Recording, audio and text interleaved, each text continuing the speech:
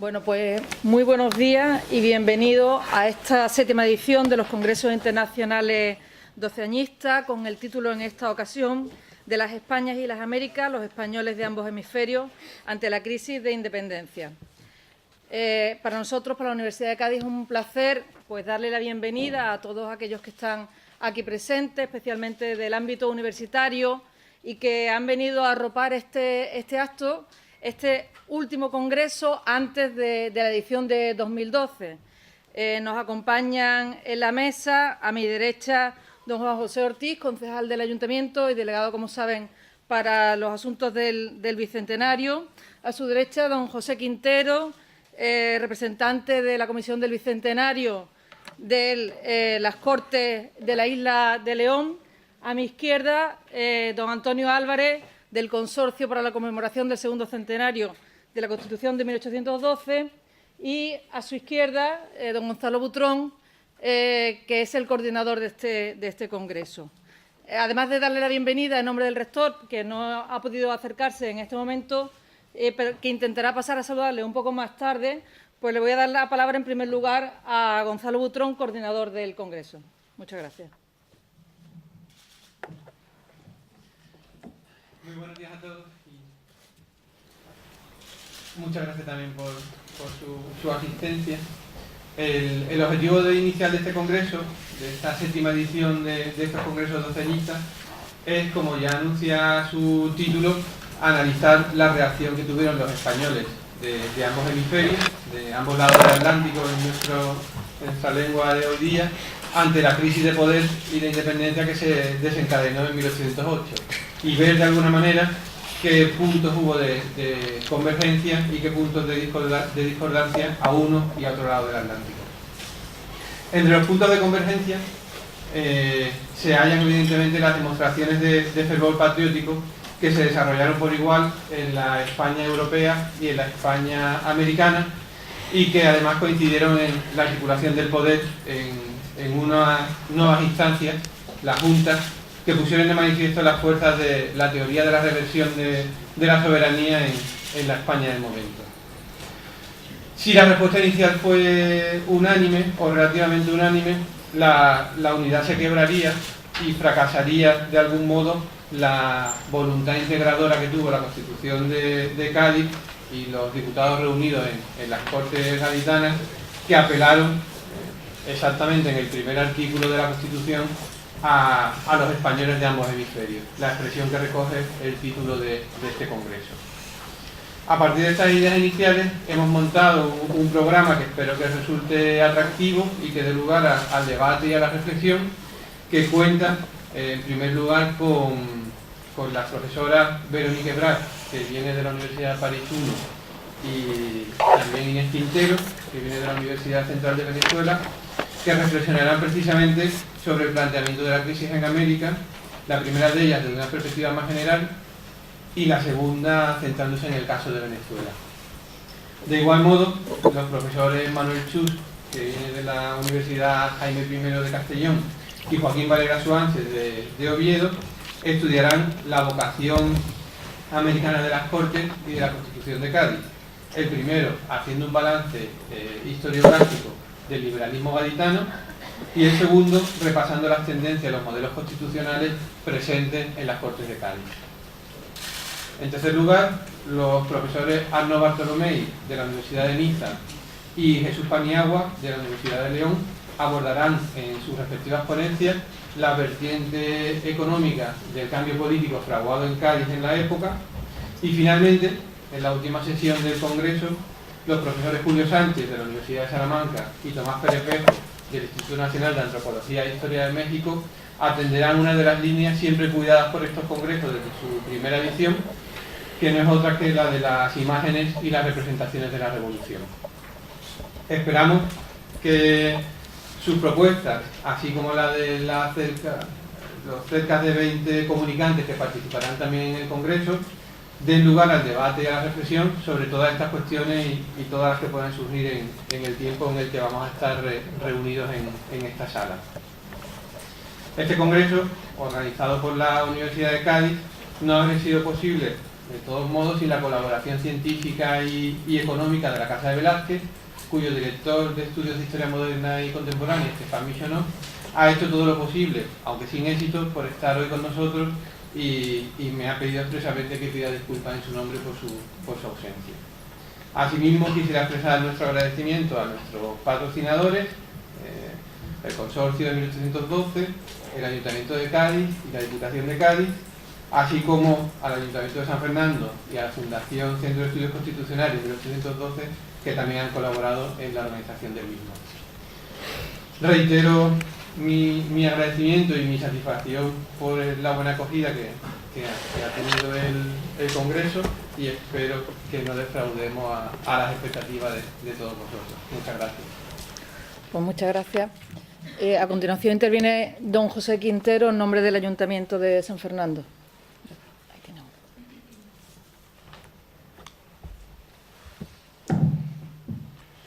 Bueno, buenos días.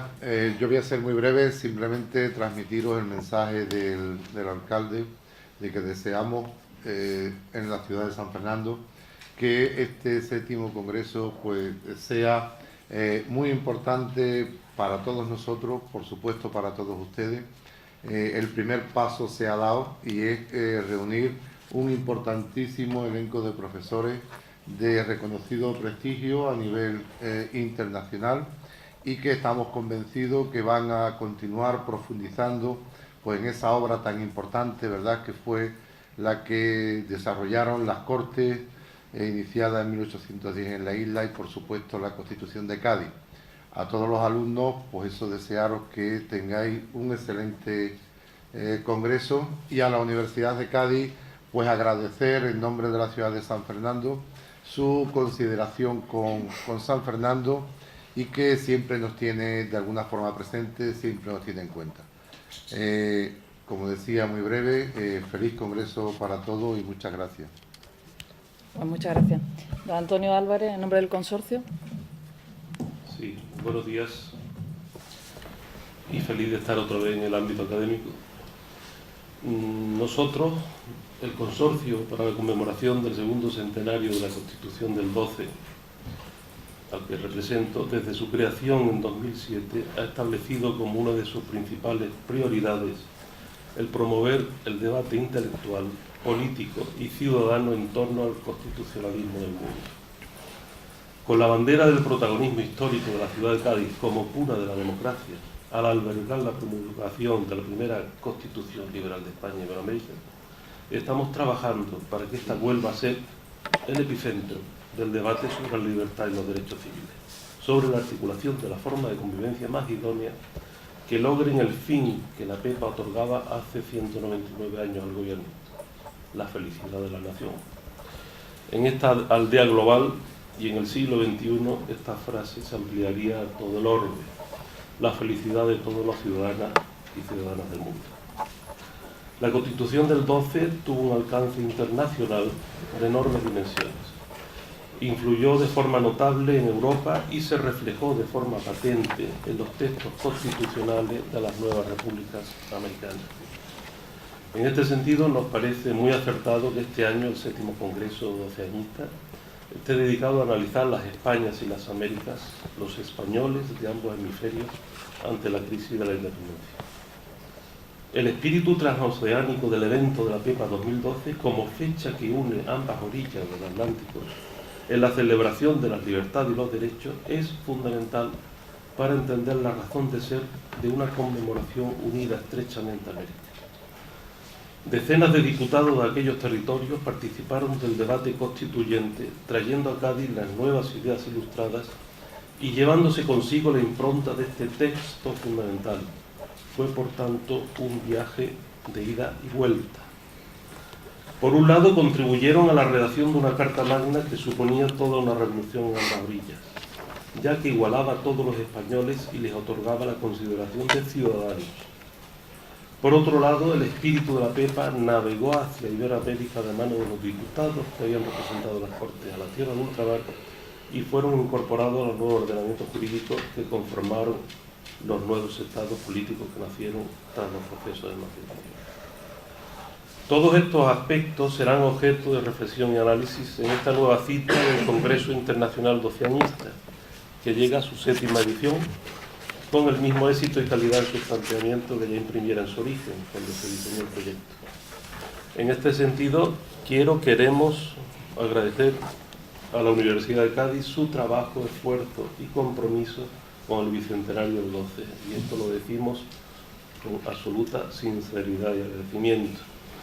Porque desde la creación del consorcio, la universidad ha sido un estupendo compañero de viaje con la que hemos compartido multitud de iniciativas conjuntas: el Congreso Andalucía de la Constitución del 12, el ciclo de conferencias del constitucionalismo, convocatoria de becas, el máster de estudio hispánico, la organización de cursos de veranos, etc.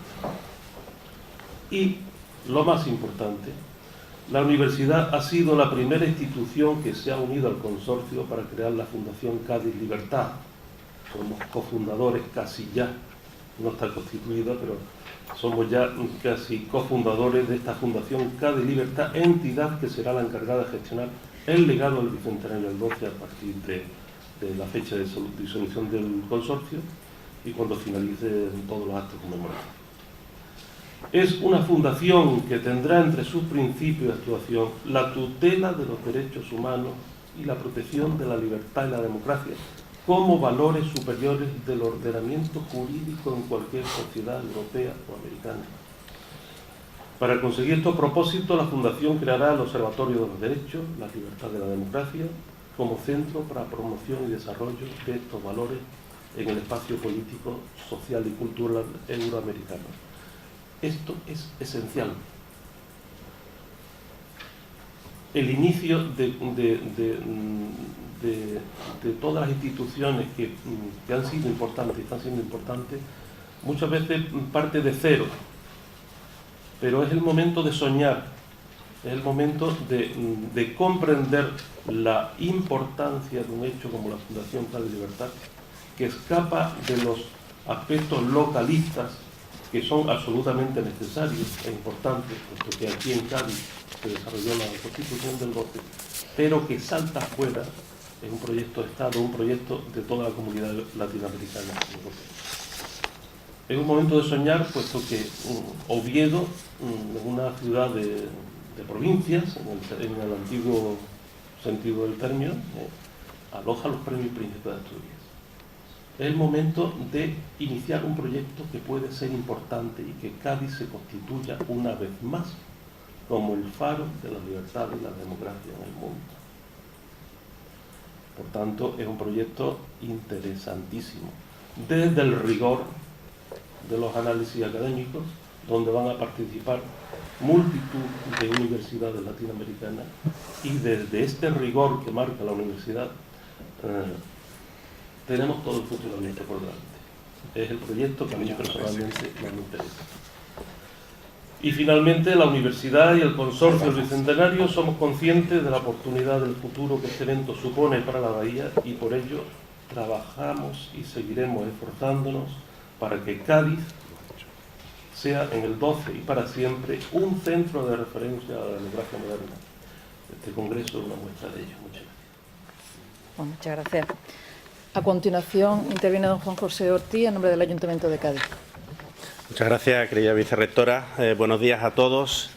En primer lugar, evidentemente, tengo que excusar a la alcaldesa que por motivo de agenda parlamentaria, como todos sabéis, es congresista, pues está ahora mismo ocupada en esa agenda parlamentaria. Me encomienda que les dé la bienvenida en nombre de la ciudad de Cádiz y, evidentemente, que pasen una estancia provechosa, no solo en cuanto a las jornadas se refieren, sino en cuanto a la ciudad.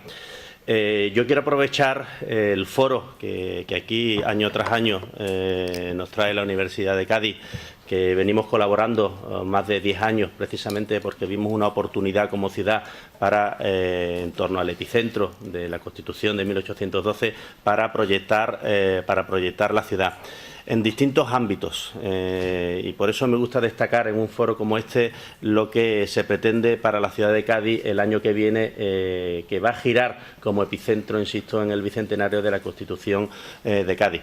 No voy a ser yo, ni mucho menos, quien os diga lo que significó para Cádiz lo que es la Constitución, porque tendréis, evidentemente, magníficos ponentes que se explayarán en ese sentido, pero sí insistir en que, como ciudad, vimos una oportunidad para proyectar a la ciudad no solo a un nivel nacional, sino a un nivel internacional.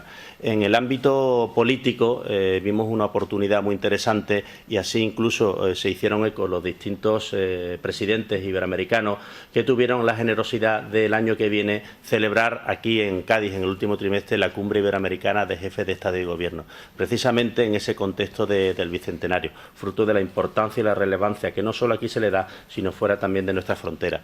También a un nivel cultural tuvimos también la generosidad, por qué no decirlo, de las capitales iberoamericanas de ofrecer el título de capital iberoamericana de la cultura a la ciudad de Cádiz, que sin ser capital de Estado, pero trataron y vieron la importancia que hace 200 años tuvo Cádiz como capital, entonces porque estaba sitiada por los franceses y era la única manera, o el único pueblo o la única ciudad que estaba libre del asedio francés en el año 1812 de ser la capital de las Españas. Pues como capital en su momento de las Españas vieron la importancia que tuvo la ciudad de Cádiz e insistir en que le dieron esa generosidad para el año que viene ser capital iberoamericana de la cultura, con lo que la ciudad tendrá, bueno, pues el mayor exponente cultural iberoamericano que se pretende traer aquí a la ciudad de Cádiz.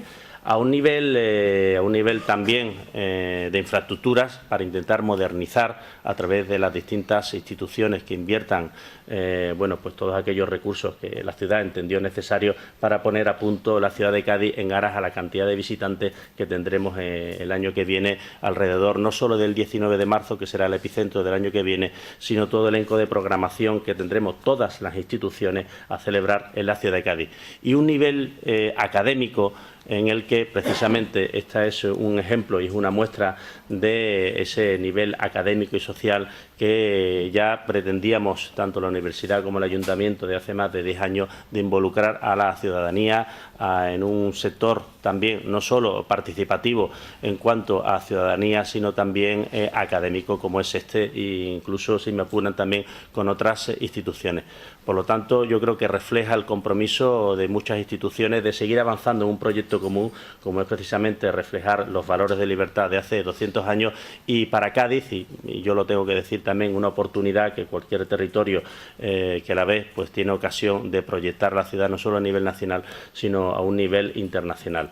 Yo invitaros al año que viene, evidentemente, a estar presente en la cantidad de programación que se va a desarrollar por distintas instituciones en la ciudad de Cádiz, tanto el Ayuntamiento de Cádiz como el consorcio también, que se ha creado precisamente para darle mayor contenido, si cabe, a esta conmemoración y que, bueno, pues que disfrutéis no solo el año que viene, sino incluso también quiero aprovechar para felicitar a la excelente organización por las ponencias que he estado viendo precisamente en el programa, que bien merece la pena una reflexión sobre la situación de entonces que vivió el Estado español, así como también fruto de las independencias iberoamericanas que están celebrando su bicentenario en estos momentos.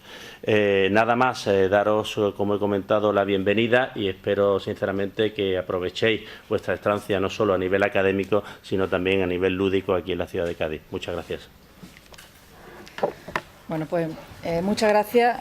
Por mi parte, pues en primer lugar lo que quiero comenzar es agradeciendo, como ha hecho antes el coordinador de estos encuentros, pues la colaboración de todas las instituciones, de los ayuntamientos de Cádiz y San Fernando, del consorcio, de la Diputación Provincial, y agradeciendo doblemente a la Casa Velázquez porque ha colaborado en la presencia aquí de dos hispanistas, pero sobre todo porque nos ha permitido que con su ayuda pues podamos coorganizar mejor académicamente estos encuentros.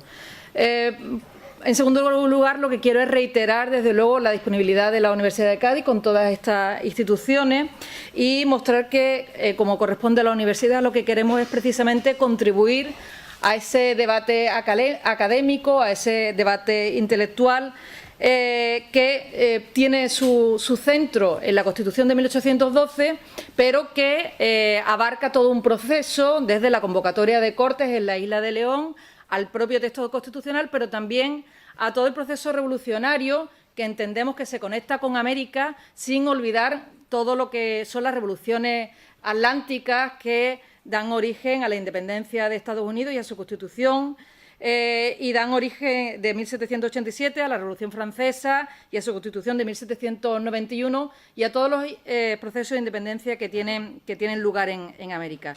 De alguna manera, como recordó ayer en la conferencia del Ayuntamiento Ernesto Samper, la decisión de la invasión napoleónica y la coronación de José Bonaparte como rey de España provocó una gesta revolucionaria con la creación de una serie de juntas soberanas por toda España y por toda América, que abrieron todos esos procesos revolucionarios de los que estamos mencionando. Por otra parte, decía también Samper que en las Cortes de Cádiz se expidió la partida de bautismo de la independencia de América. Desde luego que todas estas ideas deben ser objeto de debate, deben ser objeto de discusión, pero lo que tiene muy claro la Universidad de Cádiz es que queremos convertirnos, y así lo hemos registrado como marca, como Universidad de los Bicentenarios, porque creemos que es importante aprovechar todas estas conmemoraciones para hacer de una vez, para construir de una vez lo que es el espacio iberoamericano del conocimiento. Para eso, pues tenemos, aparte de las herramientas que pone a su servicio la propia universidad, con el aula iberoamericano universitaria o con la red, el portal de los bicentenarios que tenemos de la mano de Universia, pues todas las colaboraciones, todos los encuentros con las distintas universidades europeas y americanas. Queremos contribuir desde la universidad no solamente a que se produzcan estos debates en el ámbito universitario, sino también que consigamos que ese debate, como ha dicho también Antonio Álvarez, pues cale en la ciudadanía.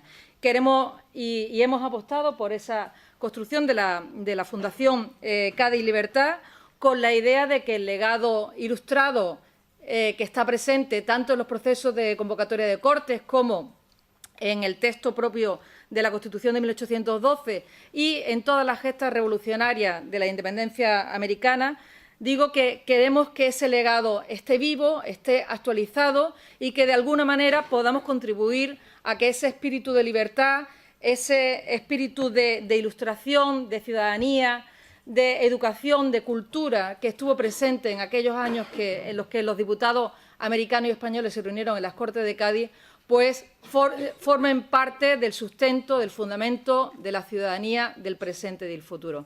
Así que, por mi parte, pues agradeciendo la presencia de todos, agradeciendo al coordinador de estos encuentros, a todos los representantes de las instituciones, a todos los ponentes que están hoy aquí y que permiten revivir ese encuentro entre España y América, y a todos los asistentes, pues queda inaugurado este 7º Congreso. Muchas gracias.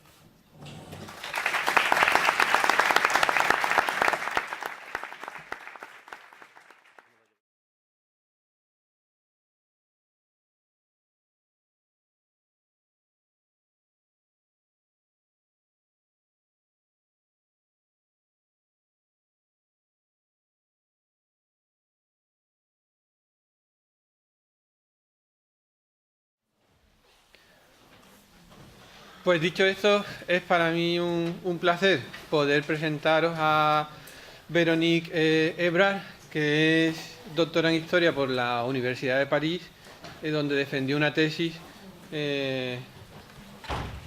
cuyo título en español sería La nación por el discurso, Venezuela, de 1810 a 1830. Tiene una larga trayectoria investigadora y en la actualidad ocupa un cargo un poco desconocido para los españoles, porque su traducción sería ingeniera de estudios o de proyectos, ingénieur d'études, en un prestigioso centro de investigación francés, en el CRALMI, el Centro de Investigaciones de Historia de América Latina y del Mundo Ibérico, perteneciente a la Universidad de París I. Pertenece igualmente a la unidad o al grupo de investigación MASIPO, que reúne investigadores del Centro Nacional de Investigaciones Científicas, el equivalente a nuestro CSIC, a la Escuela de Altos Estudios de Ciencias Sociales de París y a dos universidades parisinas, la 1 y la 10.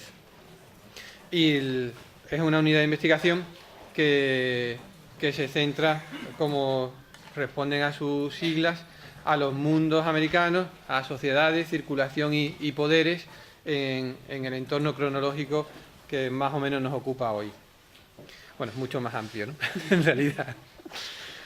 Sus investigaciones, como el propio título de su tesis indica, se han centrado no solo, pero sí especialmente en la historia política de Venezuela en la era de las independencias, y ha prestado especial atención tanto al análisis del discurso de la construcción de la nación, como a las vías de compromiso y movilización de la población civil durante las guerras de independencia. Cuenta con numerosas publicaciones en esta línea. Su libro resultado de la tesis, La Venezuela Independiente, bueno, está en francés, pero La Venezuela Independiente, Una nación por el discurso, 1808-1830, publicado en París por L'Harmattan en 1996, y también numerosas contribuciones en revistas y libros colectivos de proyección internacional. Ha participado, por ejemplo, recientemente en el Diccionario Político-Social del Mundo Hispanoamericano con el trabajo El concepto nación en Venezuela, 1750-1850. También participó en una obra colectiva publicada por la Casa de Velázquez con el sugerente título Sombras de Mayo, Mitos y Memoria de la Guerra de Independencia, con un trabajo titulado El oligarca, figura infame en la Venezuela en guerra, siglo XIX. También tiene otros trabajos en la revista de Indias, Patricio Soldado, ¿qué uniforme para el ciudadano? O en Historia y Sociedad de América Latina, Ciudades en guerra y sociabilidades en Venezuela, 1812-1830, o La construcción de una memoria en Venezuela del buen uso. El buen uso del olvido sería, ¿no? Más o menos. 1810-1830. También en Historia y Sociedades de la América Latina, en este caso en el número 2. Esto es solo una pequeña muestra de su larga trayectoria investigadora. Como podéis comprobar, su especialidad es la historia de Venezuela en la época de la independencia, pero ha hecho un esfuerzo importante y ha atendido nuestro encargo en esta conferencia inaugural, presentar una visión general del periodo en el Imperio Español, y esta tarde tendremos ocasión con Inés Quintero de centrarnos en el caso de Venezuela. Tenemos la suerte también de contar con varios comunicantes que nos van a presentar trabajos sobre Venezuela, así que parece casi un monográfico el día de hoy sobre este país, pero eso nos permitirá, espero, tener un rico y amplio debate sobre la cuestión de la independencia americana. No os entretengo más, os dejo con la propia Verónica Ebrar, que nos va a presentar su ponencia sobre España y su imperio, del lealismo a la ruptura, 1808-1812. Muchas gracias. No sabía que yo había publicado tantas cosas.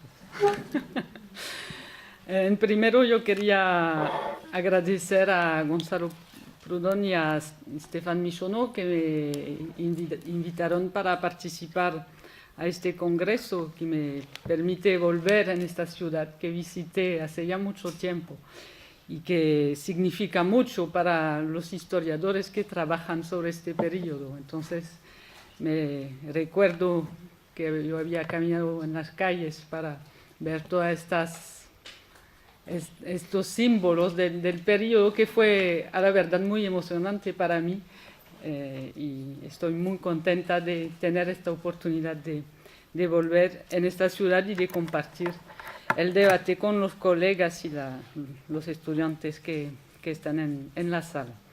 Quería también pedir disculpas por mi español, porque no es mi idioma materno. Entonces, ustedes van a escuchar un español un poco afrancesado. Bueno, el título de mi ponencia es España y su imperio de la lealtad a la ruptura, desde 1808 hasta 1812. Voy a ir un poco más allá de la fecha de 1812 y voy a hablar de cosas que ya son conocidas para empezar la ponencia, pero me pareció importante para encuadrar lo que quiero presentar. El origen de este tema de investigación o de reflexión es una otra reflexión que hice, y Gonzalo habló de uno de mis artículos, sobre la dialéctica memoria-olvido, que me planteé a partir del análisis del proceso de independencia en el caso venezolano. Dialéctica que conllevaba las paradojas, creo, de la ruptura y de la dificultad de asumirla a ciertos niveles. Ahora bien, compartiendo esta reflexión con otros colegas, trabajando sobre otros espacios de América, nos dimos cuenta que era posible, de un cierto modo, modelizar esta reflexión. Entonces, lo que propongo en esta ponencia es una lectura americana del proceso y, sobre todo, en términos de cultura política. Pues, de hecho, en un primer nivel, somos, en este periodo de crisis de la monarquía, frente a una reacción al acontecimiento, en el sentido definido por la historiadora francesa Arlette Farge, a los acontecimientos, pero cuya fisonomía revela con fuerza la homogeneidad con la cual, de los dos lados del Atlántico, las decisiones son justificadas en el instinto mismo de estos acontecimientos. En este sentido, el recurso a las juntas como una de las respuestas en cuanto a práctica arraigada en la cultura política hispánica respondió a la necesidad de mantener la cohesión del cuerpo político acéfalo, otorgándole una nueva cabeza, lo cual permite afirmar con nuestro colega Richard Oquellet, que vamos a homenajear mañana con su libro, que los levantamientos patrióticos de 1808, y yo podría añadir los siguientes también, tenían un carácter eminentemente políticos, y que las reacciones americanas a la crisis de la monarquía venían a mostrar que se compartía un mismo universo de referencias con la metrópoli. Es pues bien en términos de cultura política que tenemos que reflexionar para comprender este proceso que lleva de un lealismo indefectible hacia la ruptura con la madre patria. En el marco de esta ponencia me gustaría, por consiguiente, cuestionar las lógicas que obran en el transcurso de estos años, durante las cuales asistimos a una aceleración de la historia propia de los tiempos revolucionarios y que desembocan en las primeras declaraciones de independencia. Y para esto propongo, retomando una propuesta de un historiador helvético que estudió un conflicto social muy importante en el periodo, en la época moderna, adoptar como perspectiva temporal de análisis lo que él llama el ralenti, el retrasado, noción que permite, dice, considerar y explicar los acontecimientos históricos por lo que son esencialmente, y les otorga su carácter único y su fuerza de cambio. Mi propuesta no consiste pues aquí en analizar el proceso juntista el mismo, el cual ya está bien conocido, sino articularlo, relacionarlo de un lado con los principios de legitimación esgrimidos por los actores y de otro con la elaboración de una reflexión sobre la identidad americana, cuya matriz se enraiza en una relectura de la conquista en este momento de la crisis de la monarquía. Más allá de la respuesta a una coyuntura, pero de manera indisociable con su evolución y los acontecimientos que la ritman, la manera con la cual se construye esta identidad, así como su enunciación, constituyen también una llave esencial para aprender las culturas políticas de este momento. Un primer punto sobre el cual me parece fundamental insistir para entender lo que está en juego en este traspase de la lealtad a la ruptura y que hace eco a la pregunta crucial de la relectura del pasado y su reapropiación, es el del Estatuto de los Reinos Americanos. Estatuto que se debe cuestionar distinguiendo lo legal de lo vivido. En la segunda mitad del siglo XVIII, como se sabe, las reformas emprendidas por los Borbones traducen un deseo de racionalización en la gestión económica y administrativa de la monarquía y su imperio. No voy a desarrollar estas reformas, pero mencionar algunos elementos vinculados con el tema de mi intervención. En particular, dos medidas que me parecen muy simbólicas. Primero, 1767, la expulsión de los jesuitas, que de un cierto modo contribuye a una tomada de conciencia criolla en la medida en que hay que tomar en cuenta un elemento fundamental. No se trata de una expulsión de los jesuitas, sino de un exilio para los jesuitas, que en su mayoría son criollos y que va a tener por consecuencia, entre otras, una primera manifestación de esta dificultad para España de entender una cierta realidad americana. Segunda reforma simbólica, 1778, el Reglamento de Libre Comercio, que abre la navegación a una veintena de puertos en la península y su imperio. Además, esta reorganización provoca un aflujo de peninsulares en América, esencialmente altos funcionarios y comerciantes que integran los organismos oficiales en los cuales son empleados y en las compañías también de comercio. Para los criollos significa su evicción en una cierta medida de las altas cargas administrativas, aunque para integrarse a la sociedad criolla los peninsulares contratan alianzas con las ricas familias criollas de las cuales ellos también se benefician. Los criollos deben adaptarse a estas lógicas impuestas por las reformas y conciben resentimientos. Basados en un sentimiento fuerte de desposeimiento, da forma a lo que se llamó los famosos agravios americanos. Los escritos de la época testimonian de este rencor expresada en primer lugar por estos jesuitas exiliados. Es en particular el caso de la famosa carta a los españoles americanos de Vizcardo y Guzmán, originario de Arequipa, y publicada después de su muerte en Londres a iniciativa de Miranda. Verdadera condena de la empresa española en América, reivindica que el Nuevo Mundo, cita, es nuestra patria y su historia es la nuestra. Al mismo tiempo que formulan estos agravios, piden reformas que tomarían en cuenta la realidad americana y los intereses de sus habitantes. Además del acceso a los puestos, esas reivindicaciones se inspiran de los principios liberales de la economía política, en particular la exigencia de una verdadera legislación a favor de la libertad de comercio. Sin que sea explícito, esta lógica, basada en una evaluación de las riquezas del suelo, conlleva una dimensión que no está estrictamente económica. Esta concepción de la patria es, a la verdad, el preludio a una redefinición de las estructuras políticas y abre el debate de fondo sobre el Estatuto de las Indias. A nivel jurídico, estas constituyen un conjunto de reinos integrados a la Corona de Castilla, pero en el marco de las reformas, estos son más y más frecuentemente considerados como colonias en el sentido moderno de la palabra, que privilegia más la finalidad económica de la empresa, así como el prima de los colonos.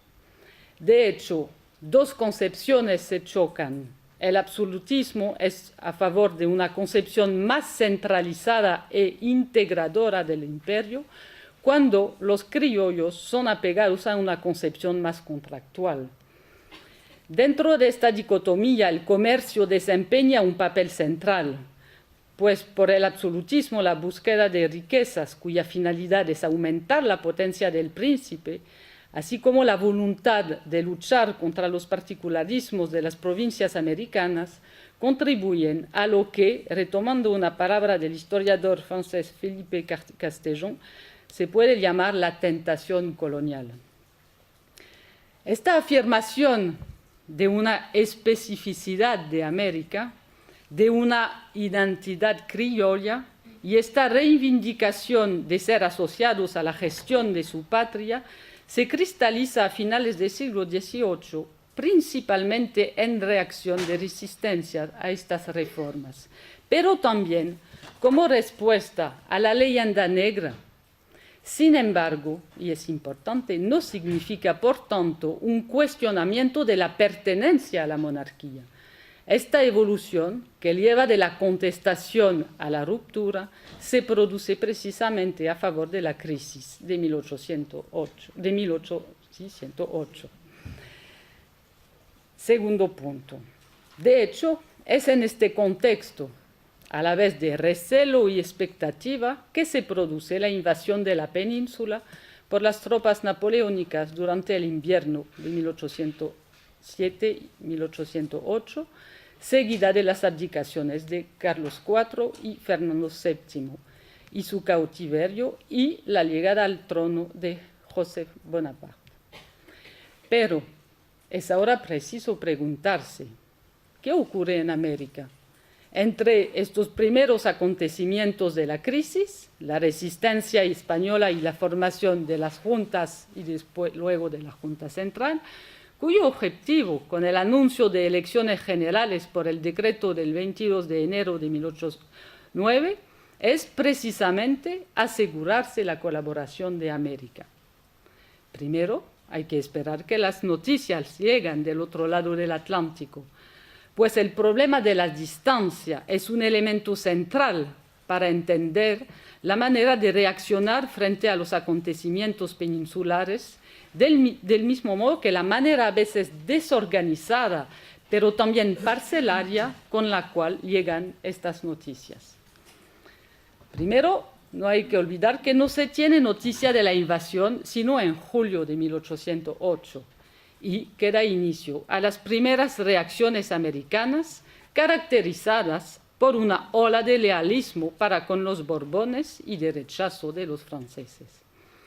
Las fuentes americanas muestran el mismo patriotismo exaltado, la misma fidelidad a Fernando VII, la misma determinación de resistencia contra el invasor de la península, pero también la misma necesidad de una autoridad segura que no sea sospechada de colaboración con los franceses y legítimas, lo que da origen a la constitución de las primeras juntas desde julio-agosto de 1808.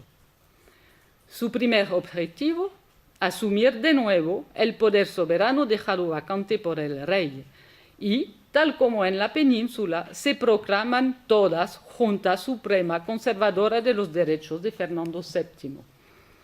Son constituidas a iniciativas de las ciudades principales y a nombre de los mismos referentes, en particular el derecho a la insurrección del pueblo en caso de ruptura unilateral del pacto entre el rey y sus sujetos.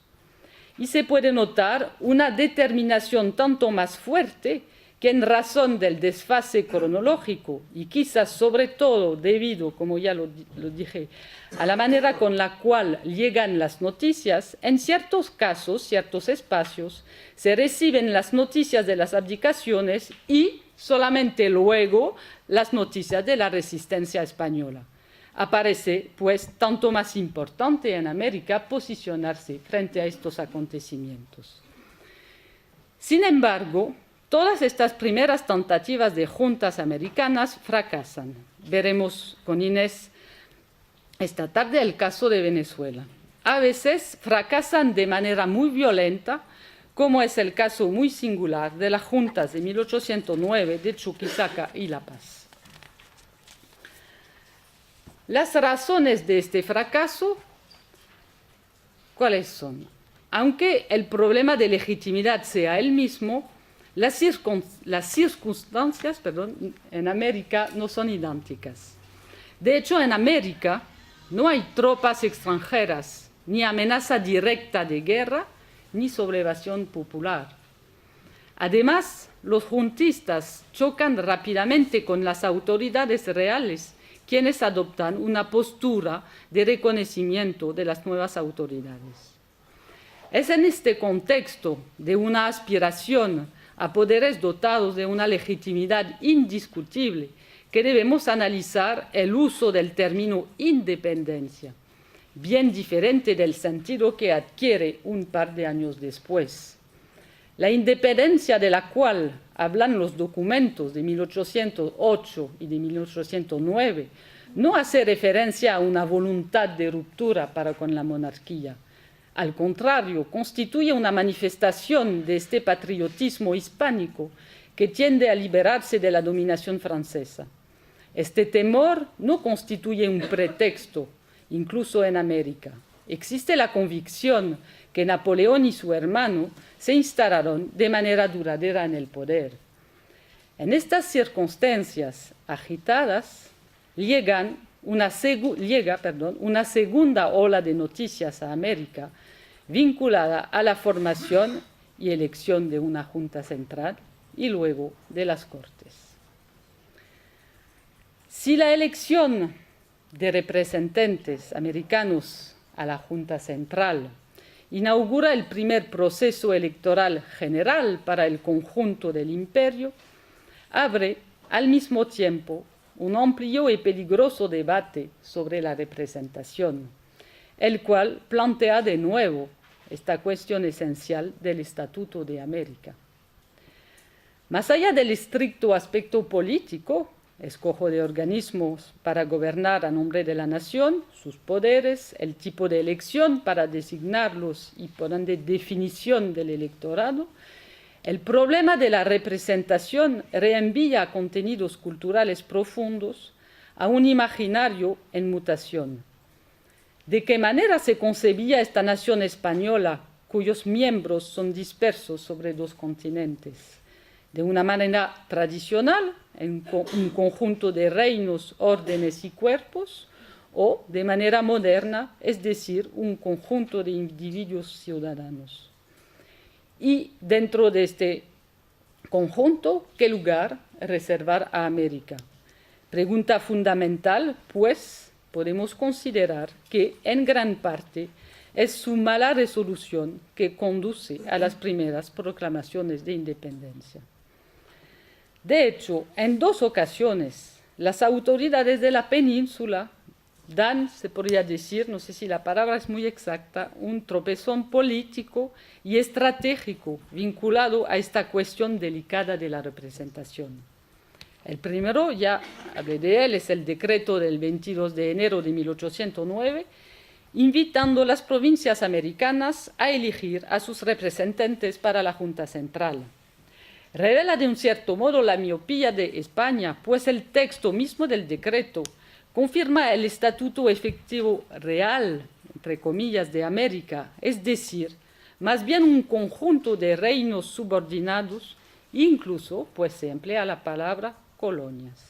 Además, la participación americana, como se sabe, no aparece como un derecho, no es vivido como un derecho, sino como una concesión de la corona para agradecerla de su lealismo y apoyo a la resistencia peninsular.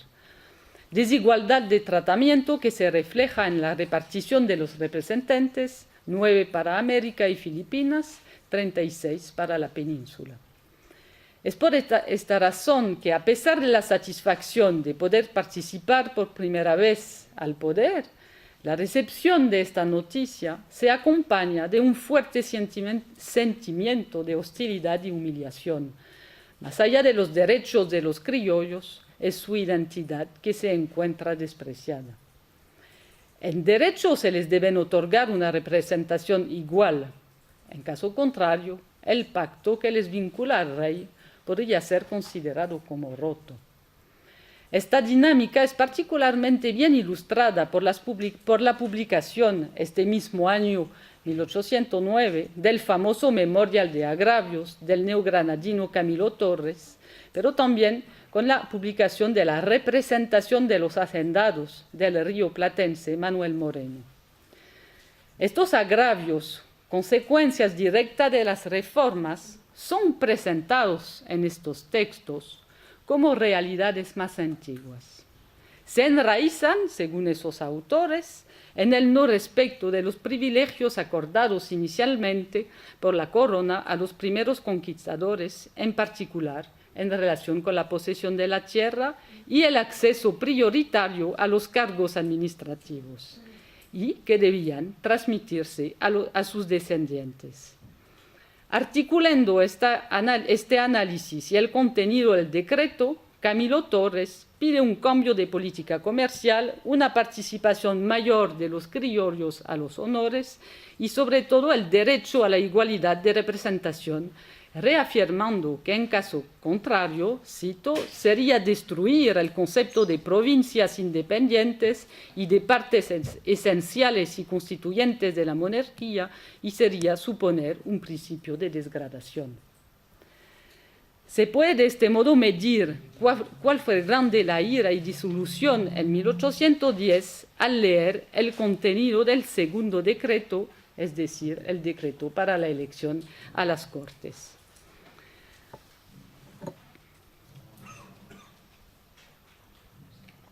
Sin embargo, esta condena se limita a esta fecha al absolutismo borbónico y la solicitud de reforma se expresa en el sentido de una voluntad de retorno a las libertades antiguas.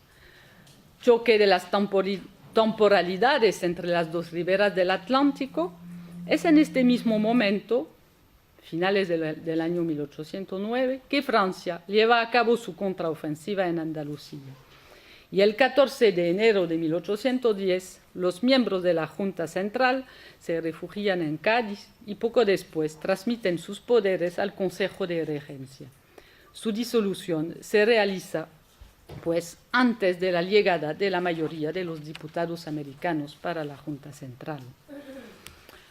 Cuando los americanos conocen estas noticias, se niegan en su mayoría a reconocer la regencia, considerando ilegal su formación y sospechándola de estar en las manos de los franceses, lo que provoca la creación de nuevas juntas a partir del mes de abril de 1810 en Caracas y después Bogotá, Santiago y otras ciudades.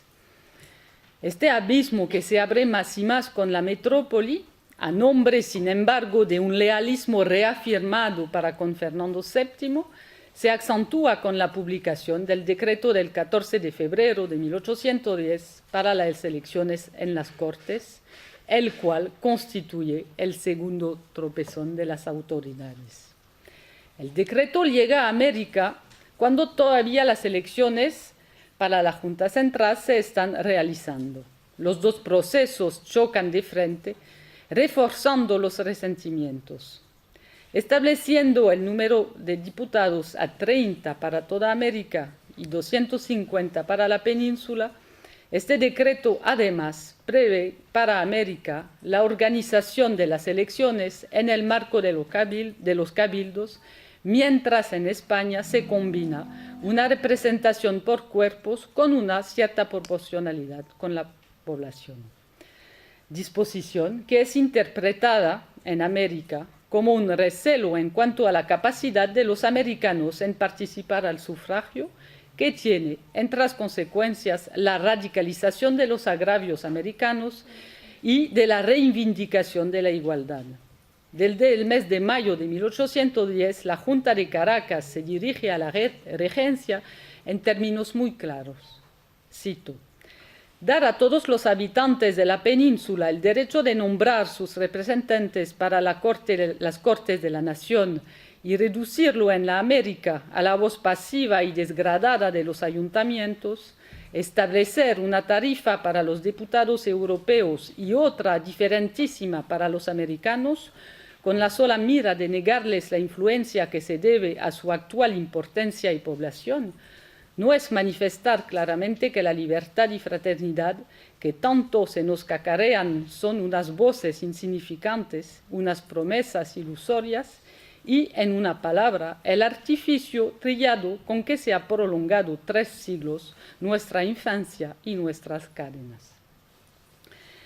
El 1 de agosto de 1811, los diputados americanos en las Cortes, describirán este sentido de traición que ya para Venezuela desembocó en la independencia.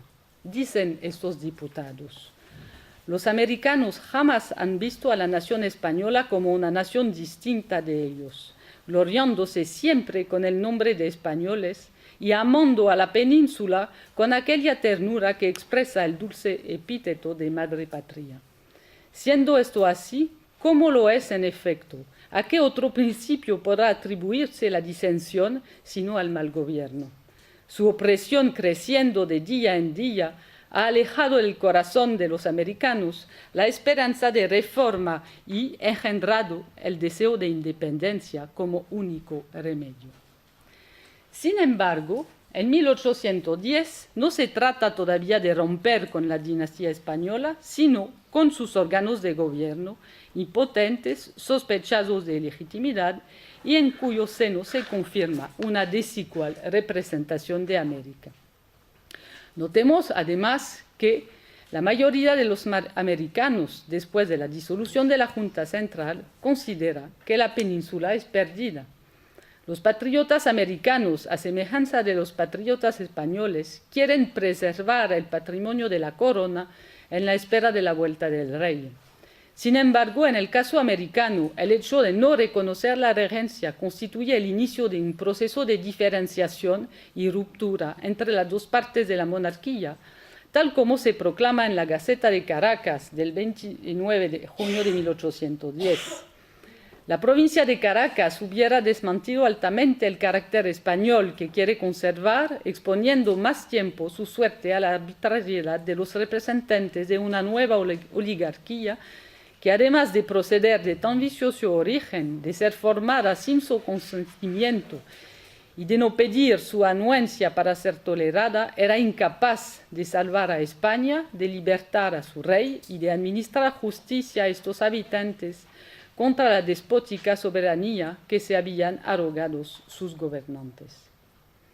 Además, esta segunda ola de insurrección está conducida por actores políticos determinados, esta vez, a ser entendidos en su denuncia de la situación.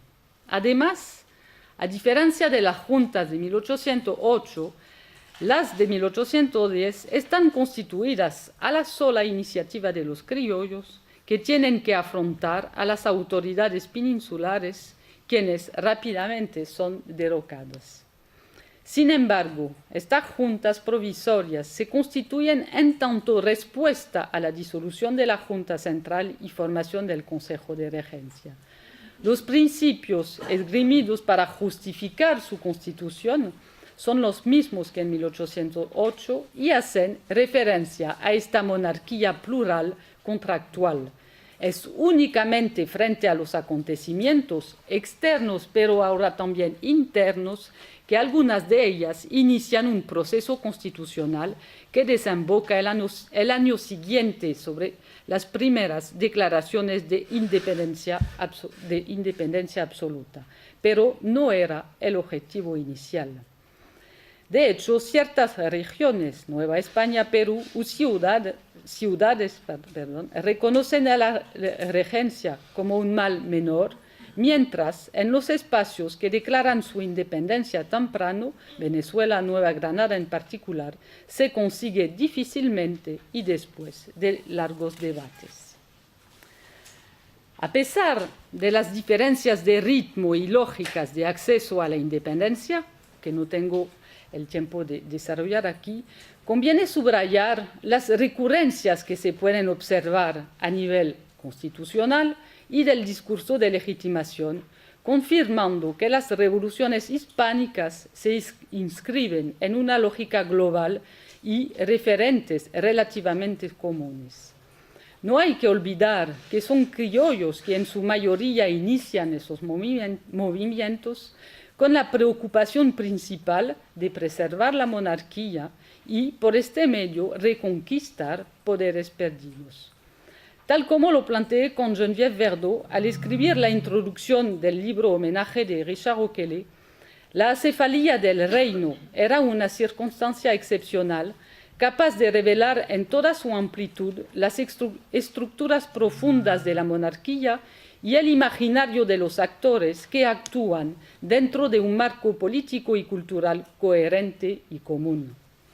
La lógica evenencial, no sé si se dice así en español, que conduce a la ruptura se acompaña por esta razón de la necesaria elaboración de un discurso de diferenciación tanto más radical que los actores evalúan en un mismo universo de referencia y una cultura política común.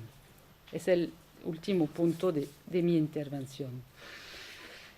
De hecho, al inicio de la crisis que afecta a la monarquía, los americanos reaccionan en leales vasallos del rey, luchando en tanto españoles para defender la nación invadida por Napoleón. Es una ocasión de elogiar los valores profundos de España y valorizar las potencialidades del Nuevo Mundo. Esta crisis permite a los españoles de los dos continentes redescubrir lo que les une y les da el sentimiento de pertenecer a una misma comunidad histórica y de cultura. Es decir, esta época gloriosa de la unificación de los reinos de Aragón y Castilla, así como de las libertades de las provincias, de los pueblos y de la proximidad de los gobernantes, que hace referencia precisamente a esta monarquía plural y pactista que les sirve ahora de principio esencial de legitimación. Se trata, luchando contra el invasor francés, recuperar el honor perdido de una España seducida por el despotismo, pero también desacreditar la leyenda negra que perjudicó tanto a España como a América. El retorno a esta edad dorada medieval permite en este sentido negar los aportes de Francia, es decir, la monarquía borbónica y el absolutismo. Pero mientras los liberales de la península aprovechan la ausencia del rey para dar a la monarquía nuevas bases, los criollos esperan que, a la favor de este contexto excepcional, su deseo de reformas se concretice. El régimen absolutista es injusto, hay que reformarlo y confiar las riendas del gobierno a los hijos del país.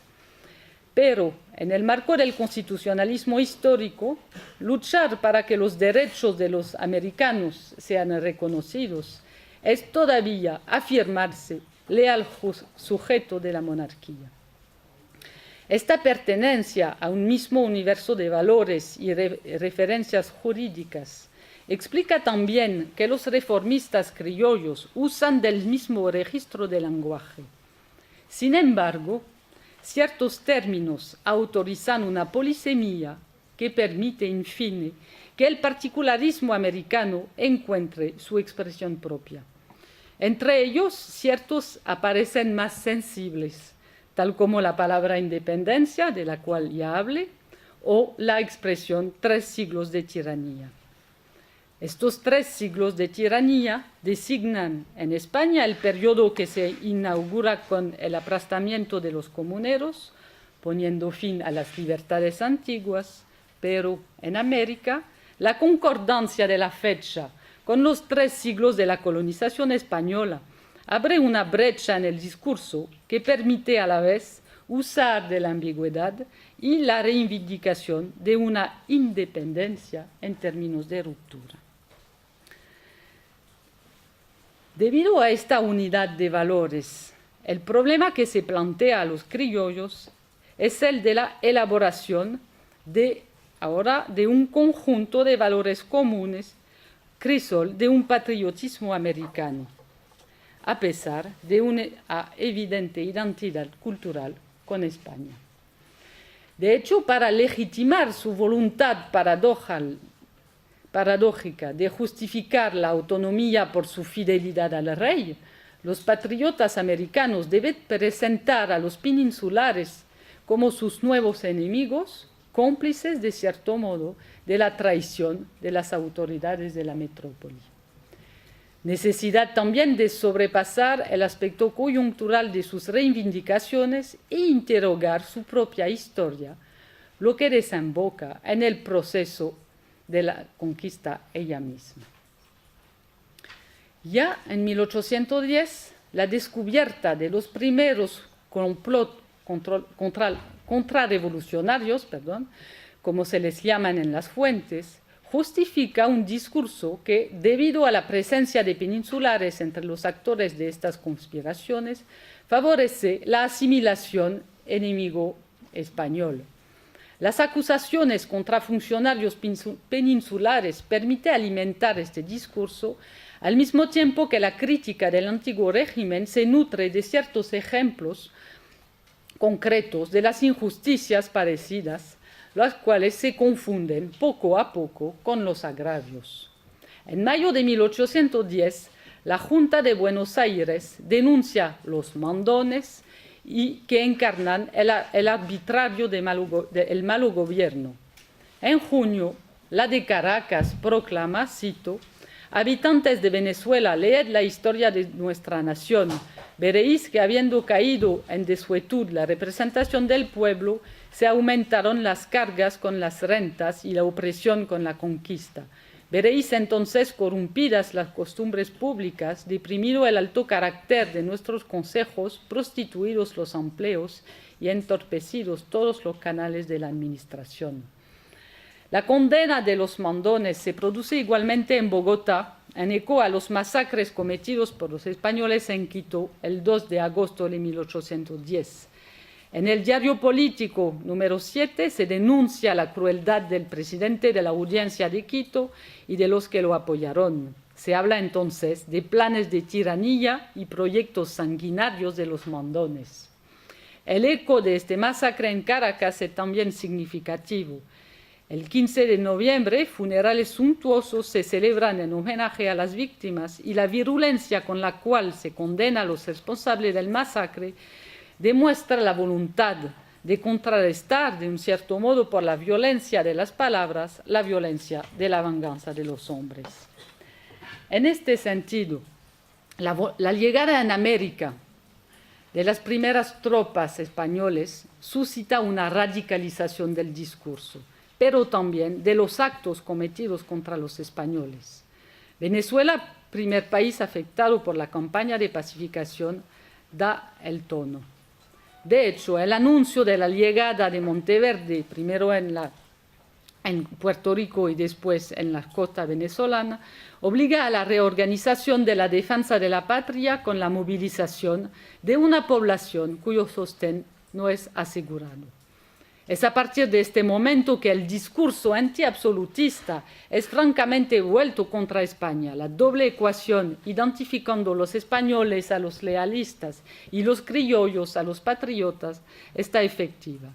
Se acompaña de una llamada a la lucha contra los españoles, convertidos, cito, en la raza que había que destruir, como encarnación del enemigo, expresada explícitamente por Nicolás Briceño y Simón Bolívar, respectivamente en enero y junio de 1813. Si los criollos no niegan, por lo menos a nivel privado, su identidad española, la crueldad del conflicto y la incertidumbre en relación al sostén de la población imponen esta radicalización del discurso. Es preciso demonizar el enemigo de hoy y desacreditar los conquistadores de ayer para legitimar su propia empresa, lo cual abre el camino para emprender la revisión de la leyenda negra, es decir, que se condena no solamente la conducta de los españoles durante los 3 siglos, pero también el desacredito padecido por los americanos y su territorio. Para apoyar esa voluntad de rehabilitación del Nuevo Mundo y dar la prueba del papel de España en este proceso de desacredito, los criollos se refieren a los autores europeos que participaron a la disputa y ofendieron a América, en particular con Cornelius de Pau, contra quien Servando Teresa de Mier, en su Historia de la Revolución de Nueva España, publicada en 1813, declara que pintó los americanos con una pluma tachada de sangre de caníbales, concentrando contra América y sus aborígenes todas las insultas que los españoles les dictaron. Esta empresa de rehabilitación se acompaña de un proceso de deslegitimación del rey, cuyo corolario es la afirmación de los derechos naturales. ¿Me queda cuánto tiempo? Hay tiempo. ¿Sí? La ilegitimidad del pacto entre América y el rey es utilizado como argumento central como argumento central de la obligación de reciprocidad entre los contratantes, en virtud de la cual el soberano debe promover los derechos, los intereses y el bien de sus vasallos que tienen el derecho de anular el pacto si el rey no satisface a sus obligaciones. Ahora bien, en la medida en que el cautiverio del rey no hace parte de las categorías previstas en las leyes fundamentales del reino, la soberanía vuelve al pueblo.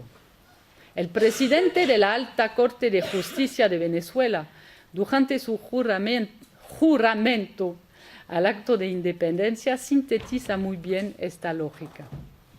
Dice: ella significa que un pueblo, por lo menos de la América española, entrando en el orden de la naturaleza y de los designios con que fue criada la especie humana, se compone ya de hombres reintegrados en la dignidad de tales, que éstos, con sus descendientes, se han sobrepuesto al abyecto estado de semi-hombres o semi-bestias a que los tenía condenados el bárbaro sistema colonial, adoptado por la ambiciosa y avara corte española desde el descubrimiento de esta notabilísima parte del mundo. Esta combinación del trabajo de deslegitimación, de denegación de la persona del rey y de los efectos de la guerra, desemboca en un rechazo general de la presencia de los españoles en América. Constituye una base para la unión de las diferentes partes de América a fin de dotarse de una identidad común. Desde entonces, el rechazo de España constituye un punto central del discurso político, que sea en los textos constitucionales o los discursos de movilización patriótica.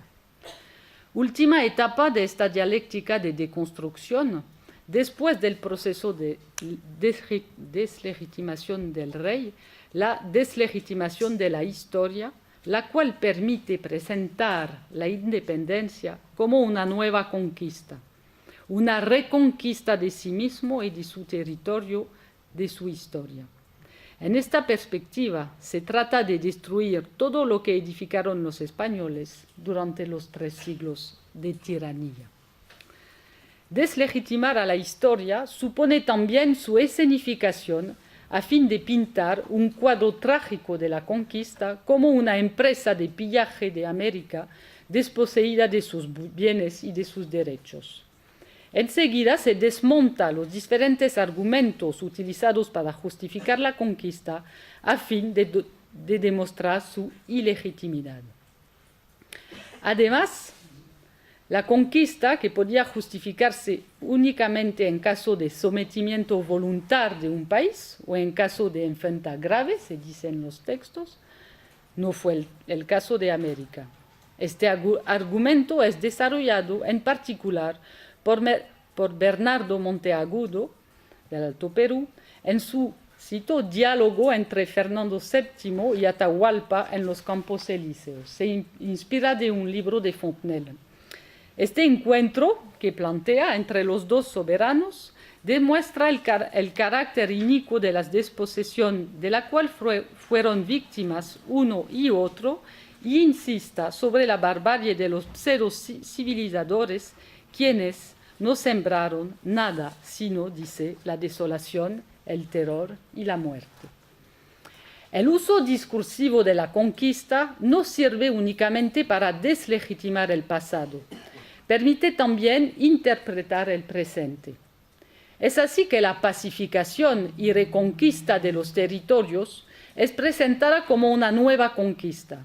Es la razón por la cual los criollos viven este sufrimiento como una negación fundamental de su identidad española, cuya violencia significa la necesidad, pero también la dificultad de definirse como otro. De ahí la radicalidad del discurso destinado a hacer del español el símbolo de la alteridad absoluta. En un texto un poco posterior, publicado en el Correo de Orinoco, se dice de manera muy violenta lo que sigue. Cito. Es un poco largo, pero me parece representativo de lo que estoy diciendo. Ha llegado ya el término en que el historiador escriba las revoluciones y la independencia de la América del Sur. Él escribirá con emociones mezcladas de gozo y de dolor los males y el alivio de los hijos de Colón. Cuando haya terminado la larga relación de barbarie, de asesinatos y de traiciones, acabará probablemente esta sanción diciendo, así cayó el monumento del despotismo español en medio de los gritos de gozo de millones de población del mundo. La única cosa que podrá dudarse será si las crueldades de su imperio fueron más dignas de execración que las de su fin. En el primer caso, la España ha degollado millones de extranjeros inocentes. En el último, ha trabajado con un ardor desesperado por exterminar a sus propios hijos. Adoptando una posición radicalmente opuesta a estas violencias que denuncian sin cesar, los patriotas presentan su combate como una nueva conquista, pero cuyas intenciones son pacíficas y fraternales. Cuando San Martín declara que propaga el Evangelio de los derechos del hombre, la Revolución de Independencia aparece como una nueva cruzada colocada bajo los auspicios de la religión. La simbólica de la redención es igualmente presente en la evocación constante de la sangre derramada, permitiendo el advenimiento de gobiernos libres. Este proceso de regeneración obedece por consiguiente a una doble dinámica. Al mismo tiempo que rechazan a los españoles, los patriotas americanos reasuman profundamente su hispanidad. Es como conquistadores, en el sentido noble de la palabra, que entienden emprender la liberación de América, que significa una vuelta a una edad de oro. De hecho, para borrar los 3 siglos de tiranía, los americanos vuelven en el tiempo hasta el momento fundador que representa la conquista, este punto cero a partir del cual pretender reescribir una versión positiva de su historia, regenerada por sus herederos legítimos, los criollos. Me faltan 5 minutos, ¿sí? Su independencia proclamada a la faz del mundo, América puede ser reintegrada en la historia universal. La leyenda negra es desmentida en la medida en que uno de sus postulados centrales consistía en considerarla como pura geografía. A partir de este momento y como laboratorio de las experiencias liberales y republicanas, América puede constituir un modelo para la Europa de la Restauración. Bajo la condición de permanecer fiel a los principios que originaron su regeneración, se vuelve tierra de asilo para las víctimas de los tiranos y amigos de la libertad, asumiendo plenamente su apelación de Nuevo Mundo. Vemos, pues, bien a través de este recorrido el proceso a partir del cual la oposición enemigo-amigo provoca una inversión de la identidad americana. Durante la fase de lealtad hacia la monarquía y la metrópoli, la disputa entre europeos y americanos se centra sobre la igualdad de derechos políticos. Los americanos reivindican colectivamente su estatuto de reinos y provincias y individualmente su condición de españoles iguales a los peninsulares. La guerra que les declaran las autoridades peninsulares cambia profundamente la situación y les obligan a reformular el Estatuto de América y su propia identidad es la aparición de la americanidad. De hecho, a partir de 1811-1812, con el inicio de las guerras, los términos españoles americanos y españoles europeos, que indicaban una distinción al interior del imperio, son sustituidos por otros más simples, pero sobre todo más conflictivos, españoles y americanos, los cuales reenvían a una oposición más y más irreductible, al punto que sirve de base a los patriotas para presentar su empresa como una confrontación entre dos naciones diferentes y rivales, la española y la americana. Después de la guerra, las fuentes muestran muy bien que la ruptura es consumida y la reconciliación propuesta por la España imposible. Cito: es imposible formarse fuera de nuestro territorio una idea, no digo ya del odio, sino del furor y de la rabia que anima a los americanos contra los españoles. Esta animosidad domina todas las pasiones, subyuga todos los intereses, prevalece sobre el sentimiento mismo de libertad y de independencia. El Atlántico que separa los dos mundos no es tan extenso como el odio que separa a los dos pueblos. Para concluir, quería decir que el análisis que intento presentar pone de evidencia, a mi parecer, una doble paradoja. Por una parte, la imposibilidad para los criollos de pensar la historia fuera de las categorías hispánicas. Si su existencia como americanos se afirma a precio de la deslegitimación sistemática de lo que llaman los 3 siglos de tiranía, el nuevo proyecto que elaboran para América se nutre de las antiguas libertades españolas. Además, el porvenir que inventan se parece a una escritura que se refleja en la historia de la conquista. Está a tal punto anclada en su imaginario que reaparece en su interpretación de las guerras de independencia cuando la ruptura con España se supone consumida. El enemigo aparece siempre como un conquistador sanguinario y usurpador. Otro índice de esta hispanidad profunda, la lectura providencial de la historia. Paradójicamente, es bajo la égida de un retorno a la naturaleza que América hace su entrada en la historia y en el concierto de las naciones. Adoptando la metáfora de las edades, los criollos asocian este advenimiento a la emancipación de una América que logró su madurez política. Segunda paradoja, pero que una vez más confirma que la ruptura se inscribe en unos marcos políticos y culturales hispánicos, el hecho que esta ruptura aparece a la vez ineludible y legítima al nombre del vínculo original entre el monarca y sus vasallos. En un primer tiempo se trata de obtener de España las reformas esperadas en el marco de la denuncia del absolutismo.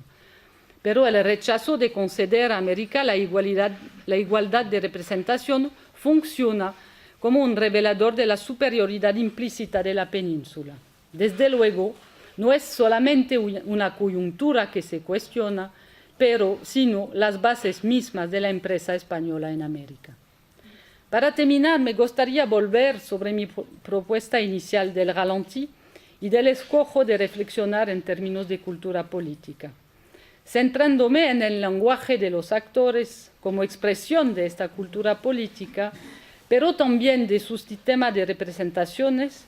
Este enfoque permite, de mi punto de vista, integrar la dimensión simbólica contenida en estos lenguajes que remiten a más de un sistema de referencia y alojan a menudo diferentes capas temporales de sentido. Supone, creo, un respeto de la palabra del actor histórico, no porque se supone que éste se halla en posesión de la verdad o del sentido de su acción, sino porque esta verdad o sentido no puede ser aprehendida sin referencia a esta palabra. Muchas gracias.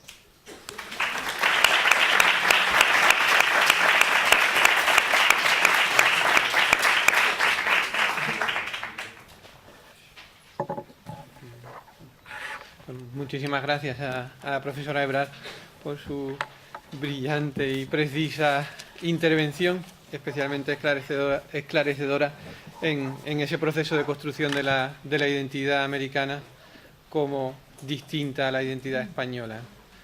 Hay tiempo para intervenciones y preguntas. Si alguien tiene alguna duda o aclaración, me gustaría que la planteara.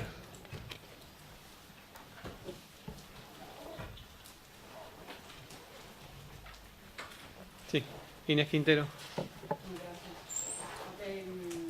Pienso que, bueno, que la exposición de Veronique, como ella misma planteó, trata eso, de identificar algunos elementos que nos permitan comprender este proceso largo, complejo, contradictorio de lealtad a ruptura, porque si hubiésemos visto las expresiones de lealtad en el año 8, era muy difícil imaginar que esas expresiones de lealtad pudiesen convertirse en manifestaciones de ruptura tan radicales como un discurso además tan fuerte de negación del pasado.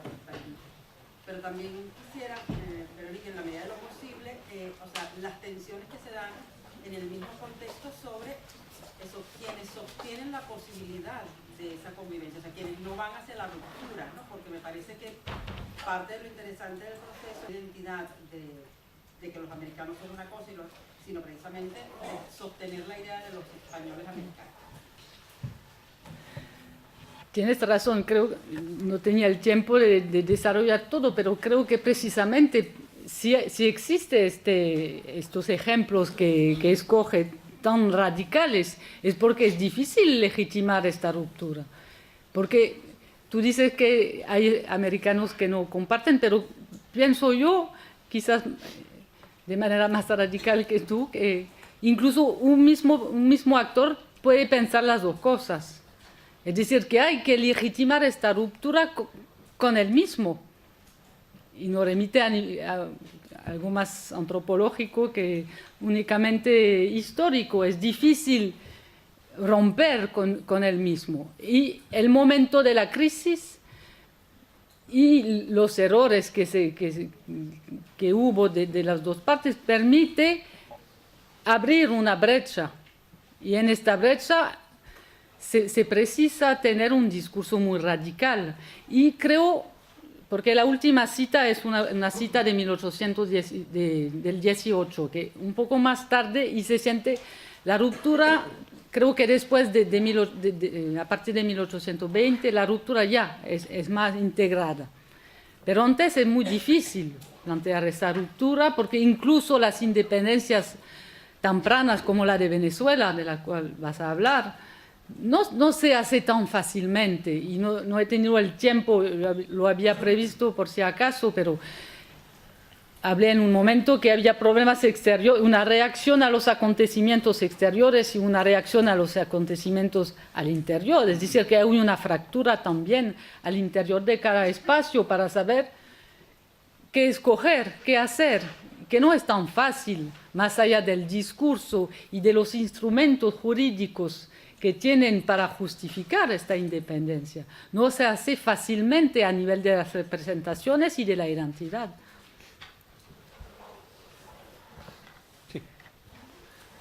Me gustaría que aclarara un poco más cuando ha hablado del lenguaje, como un lenguaje que al principio se presenta en las declaraciones como ambiguo, que utiliza la polisemia de alguna manera para intentar, yo no sé, si intentar una determinada estrategia que ya estaba en la mente de aquellos dirigentes, o bien el hecho de que como las noticias llegan tarde, el lenguaje también tiene una evolución con relación a los hechos, a la evolución de los hechos.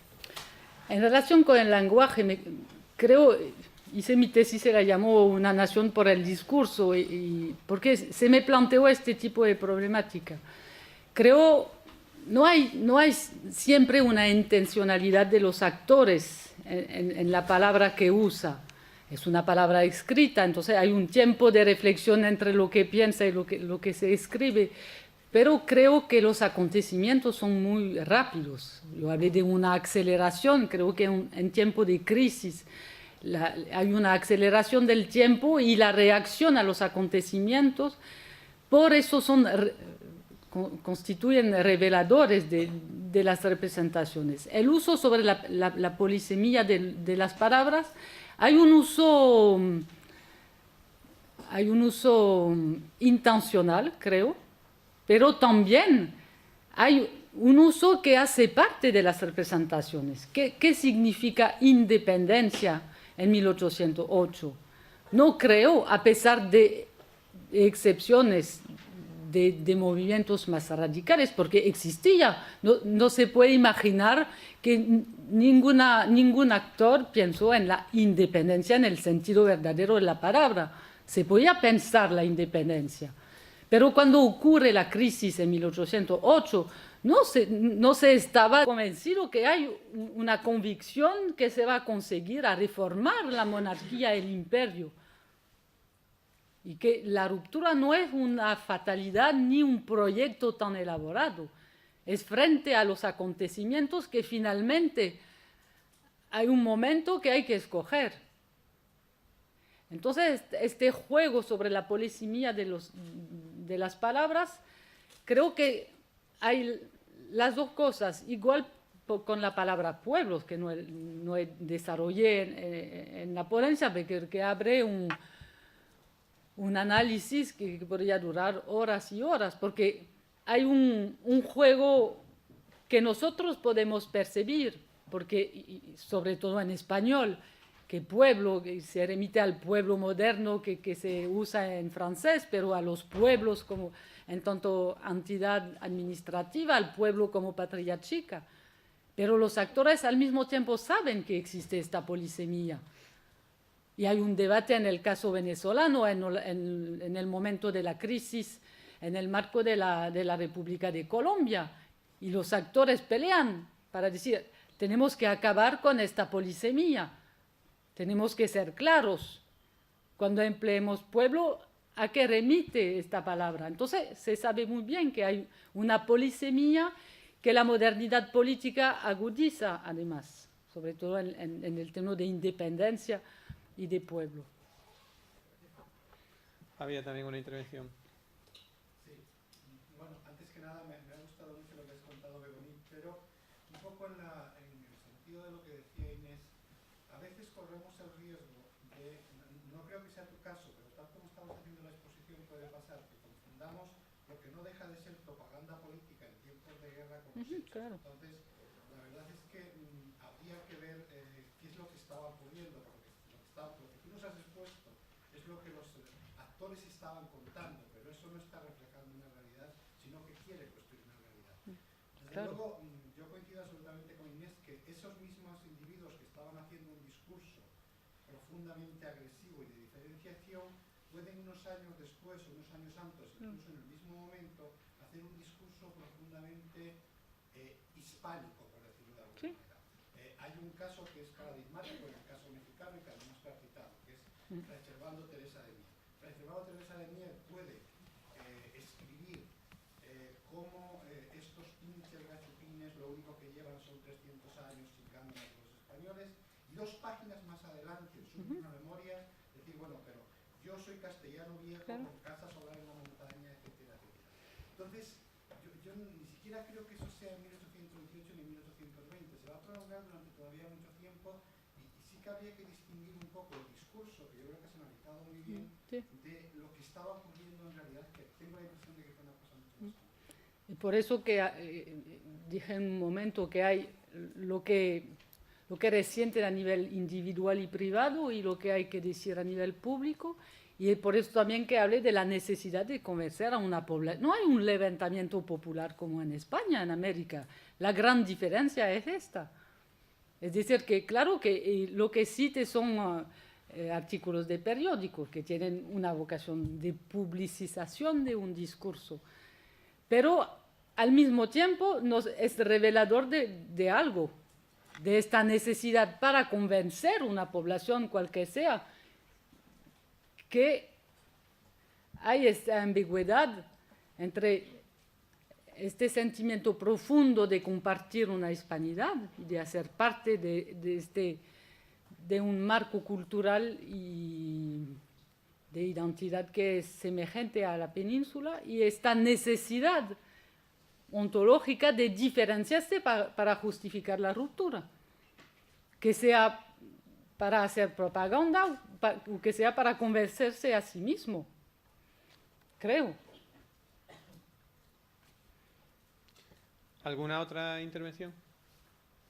Si no hay intervención, a mí también me gustaría hacerle una reflexión, en este caso, con el paralelismo que hay en la península, en la que también se define, demoniza a un enemigo, como bien ha señalado, y esa definición y demonización del enemigo permite de alguna manera, aunque sea difícil generalizar, cohesionar a los españoles y hacerles reflexionar sobre su identidad.